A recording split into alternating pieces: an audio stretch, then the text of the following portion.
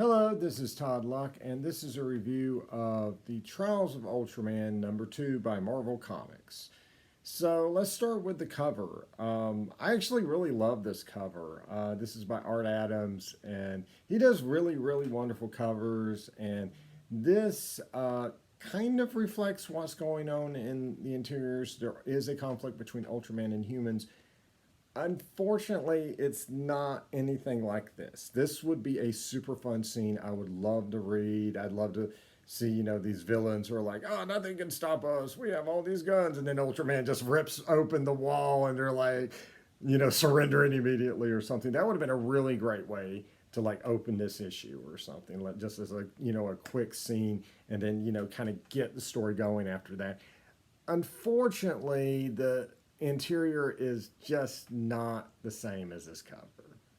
So the writing got stupid again. We're back in territory that just doesn't feel like Ultraman, and it's just not that enjoyable to read.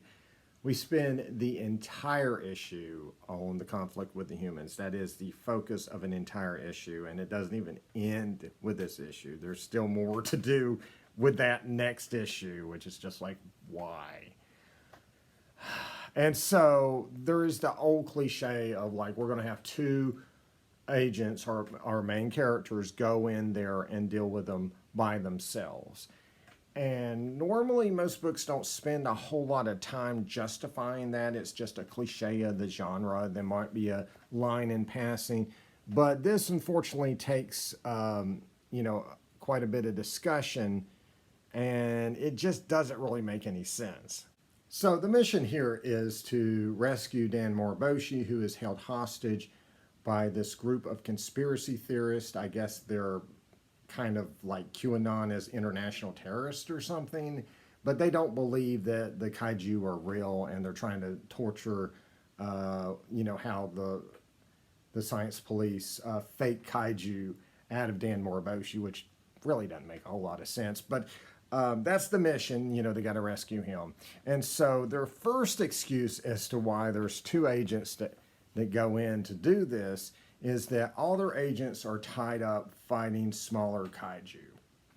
So why wouldn't you just wait until you free somebody up? I mean, they can't be busy 24/7 for the rest of the eternity. That's probably something that, you would want to scout out and take your time on to plan anyway.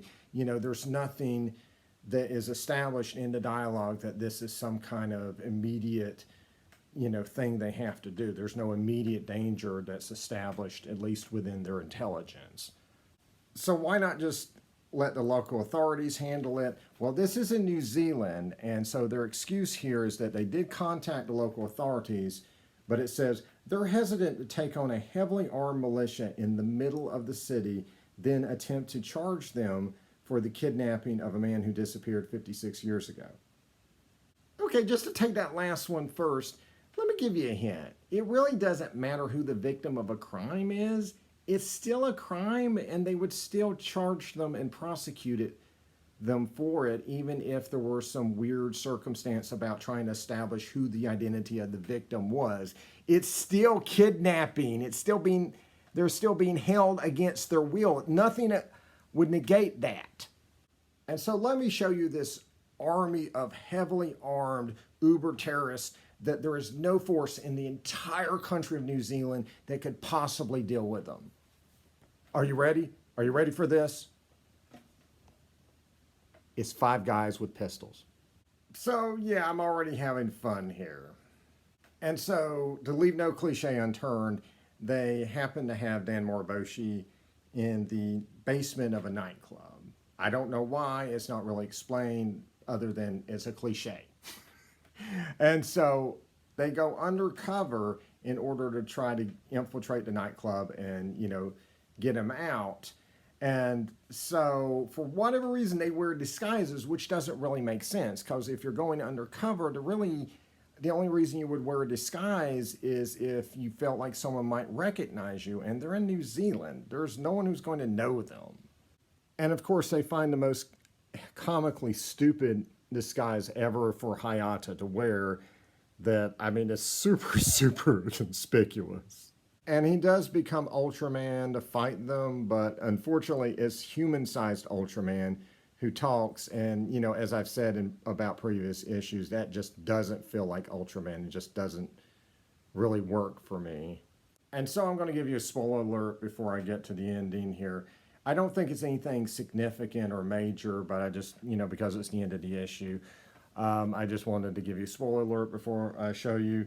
There is a robot kaiju that looks really terrible that they pull out.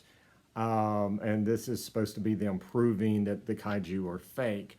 And that's how the issue ends. So that's going to be the beginning of the next issue, is normal sized Ultraman dealing with ugly looking robot kaiju thing. And hopefully this is just a tangent that they get out of their system really quickly. Maybe they can just blow up the monster in the first few pages of next issue and move on to something better. Because if this is the direction of this series, this is going to make the first one look like Shakespeare. And you can watch my reviews of the first miniseries they put out to see how tortured I was reading it. So that first issue of Trials of Ultraman gave me some hope that this was going to get better, and then this kind of snatched it away. We'll see if it rebounds. Maybe this could still end up being a decent Ultraman series. We'll see. Like and subscribe for more videos, and until next time, you got to watch out for those 5 guys with pistols in New Zealand. They can just take over the whole damn country, apparently. See ya.